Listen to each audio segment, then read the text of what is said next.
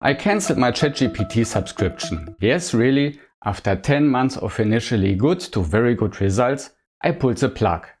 How it came to this, whether I'm turning my back on artificial intelligence, spoiler, no, and which AI I'll be using in the future, you'll find out in this video. And I'm only sharing my personal opinion here, this video is not sponsored.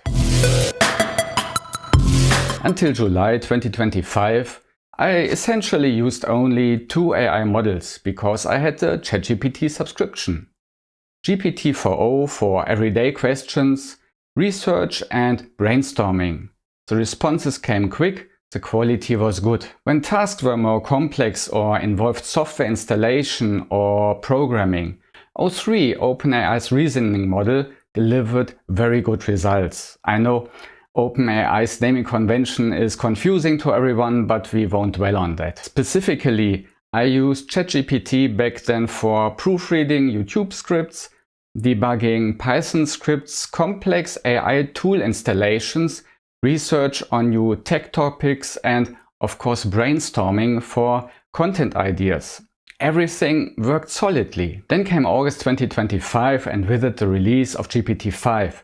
You probably heard the outcry in the community back then.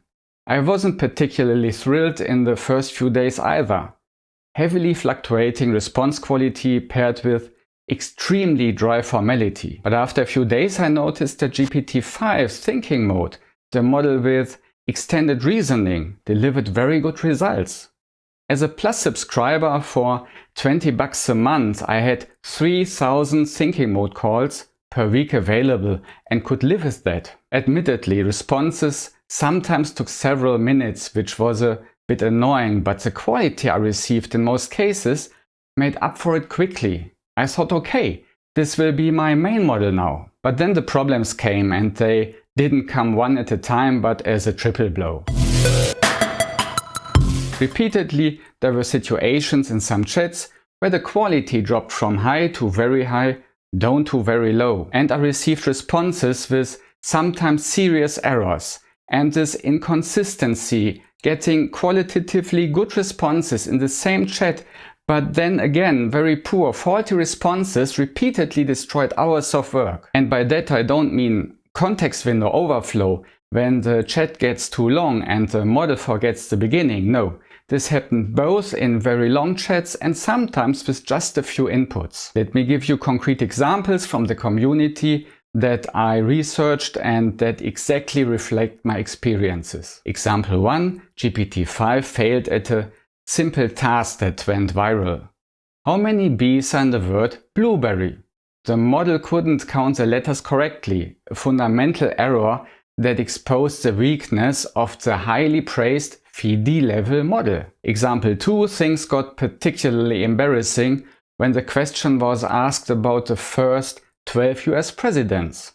The result was only 9 people and some creative spelling mistakes. I experienced exactly these kinds of situations too. When creating an installation script for a cloud platform, GPT-5 only considered part of my requirements, so I had to keep requesting updates. Initially, the new versions corrected the errors I reported, but then the script was completely rewritten and contained more errors than before. After hours of dialogue loops with GPT-5, I switched to Claude AI and got a working script after 2 inputs. One case of surprisingly short deep thinking.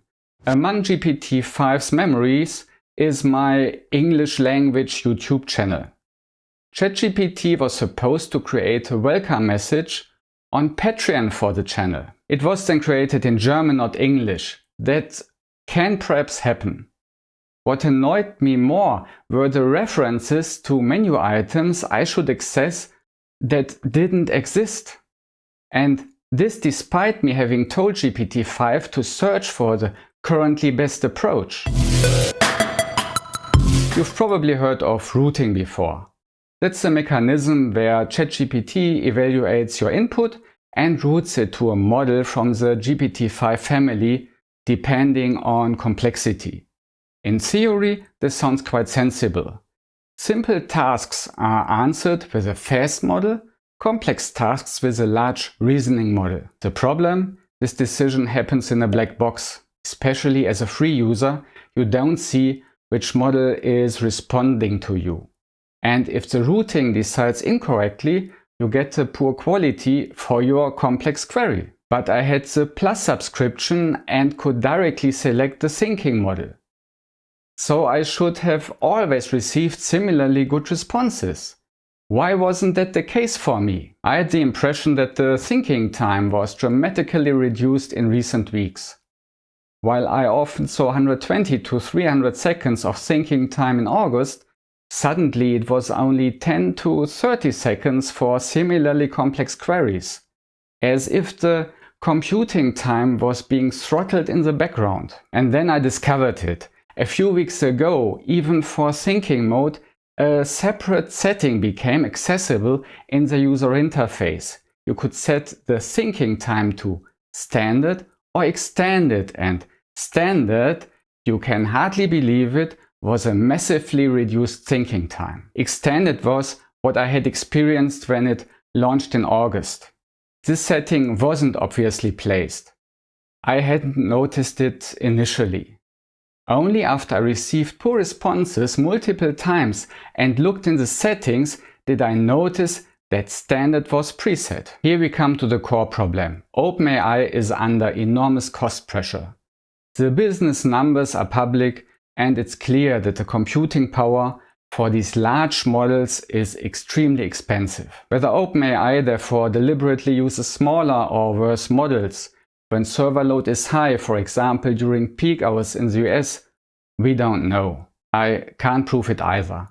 But the symptoms fit. Poor responses, shortened thinking times, and often at certain times of day. With the ChatGPT subscription, I had a whole range of additional functions that I used from time to time, not least for my YouTube videos. Image generation. ChatGPT's image generation with GPT Image is really good, but by now other platforms have caught up or even surpassed it. Google Gemini now generates similar well. Grok also has an image generator. Or you use local models or specialized cloud platforms for models like Flux, often with more control and better quality. Video generation with Zora also helped me in some places, but here too, similar generators have been integrated into other language models, or specialized platforms offer better results. Response times. It's quite annoying to have to wait minutes when extended thinking mode is actually selected until you finally get a usable response, especially when you are in flow and want to keep working quickly. A few days ago, OpenAI introduced GPT-5.1.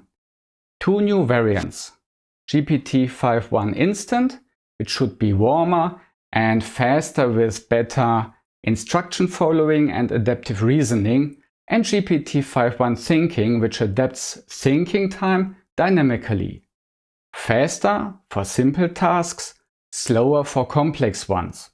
Sounds promising, right? OpenAI promises to have finally solved GPT-5's routing problem better. GPT-5.1 Instant can now internally decide when additional reasoning effort is needed, instead of always being superficial or always being deep. In theory, this looks good, but, and this is my main criticism, it's still a black box. The model decides for me, not I for myself. I don't see which model is responding to me. I can't control how long it thinks. And that's exactly what has become unacceptable for me. Some time after introducing GPT-5, OpenAI promised to improve routing. Didn't work. Now they're promising it again with GPT-5.1. Should I trust them? After the experiences of recent weeks, there's also another suspicion from the community. There are indications that GPT-5 was heavily optimized for programming and synthetic benchmarks, the areas that bring OpenAI money and that look good in tech news. This could explain why other application areas like text editing, creative writing, or general research have become weaker. There are also speculations that GPT-5 was trained more with synthetic training data than earlier models. This means less real-world knowledge, but more artificially generated data that's good for benchmarks, but can lead to exactly these inconsistencies in real applications that I experienced. It's not proven, but the symptoms fit. For me, it's clear. After the experiences of recent weeks, I get the best responses from an AI when I can also choose myself which model responds to me. No black box, no surprises, no wasted work. In search of a new main AI model, I tested a whole range of models, not with synthetic benchmarks, but against real problems that I actually experienced and where an AI was supposed to help me. The video on that is coming soon. If you're interested and want to be notified, subscribe and activate the bell. But I want to give you an interim status anyway. Google Gemini delivers very good consistent responses for general tasks, not only with the Pro model, but also Gemini Flash often hits the mark.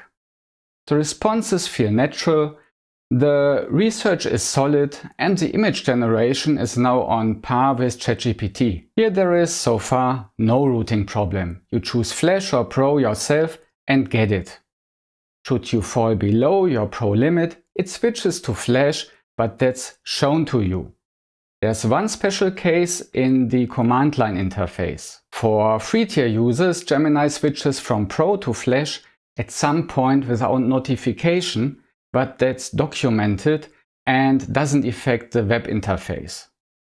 Also, Gemini 3 is already waiting in the wings, which I definitely want to test before I make a final decision. Claude AI from Anthropic is my current favorite for text editing and programming. For general topics and web research, I find Claude's responses not as fluent as Gemini's, but for correcting my video subtitles, it's outstanding. With every other model, including ChatGPT, I still had to do post-work. With Claude, perfect on first try. And for programming, Claude has consistently delivered the best results for me. GPT-5 in particular messed up several times, though I didn't use ChatGPT Codex, which is supposed to be better. Routing with Claude is similar to Gemini. You get the response from the selected model. With Claude there are 3.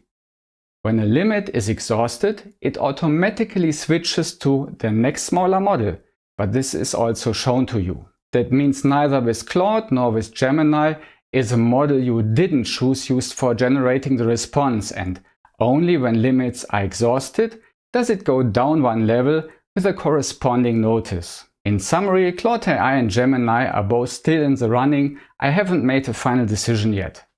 And of course, I'm also keeping an eye on current developments, especially with smaller providers. There are also some interesting models. Now I'm interested in your opinion. What's the best model in your experience? Did you also have quality problems with ChatGPT in recent weeks? What should I still consider in my choice? Feel free to write in the comments. I read every single one. And if this video helped you or you'd like to see more such content, a like supports me massively. Thanks for watching.